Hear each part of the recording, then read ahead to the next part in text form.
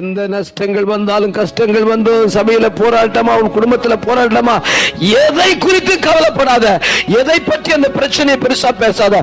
உடனே நீ செல்ல வேண்டிய இடம் ஒன்றுதான். தேவ சமூகத்திற்கு ஓடிவா, கர்த்தருடைய சமூகத்துக்கு ஓடிவா, உபவாச ஜெபத்துக்கு ஓடிவா, ஆராதனைக்கு ஓடிவா. தேவ சமூகத்தில் கர்த்தரோட ஒப்புரவாய் விடு. அல்லேலூயா.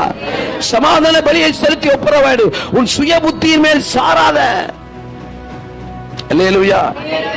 நிறைய பேர் குடும்பத்தை இழந்து, பிசினஸ் இழந்து, தன்னுடைய படிப்பை இழந்து, தன்னுடைய நாலேஜ் இழந்து போற காரணம் ஒன்னே ஒண்ணுதான். என்ன தெரியுமா? என்ன தெரியுமாமா? அவனுடைய சுய புத்தி. அல்லேலூயா. ஆமா, தாவீது ஆகீஸ், பெலிஸ்தருடைய ராஜா ஆகீஷின் இடத்திற்கு போய் பெரிய கௌரவத்தையும் அந்தஸ்தையும் நீ நல்லவனு பெயர் பெற்றிருந்தாலும் தன்னுடைய சொந்த ஜனங்களிடத்தில் அவனுக்கு என்ன இல்லை, பெயர் இல்லாமல் போய்விட்டது. ஆனால் எல்லாவற்றையும் இழந்த தாவீது இறுதியாக தேவ சமூகத்துக்கு ஓடினான்.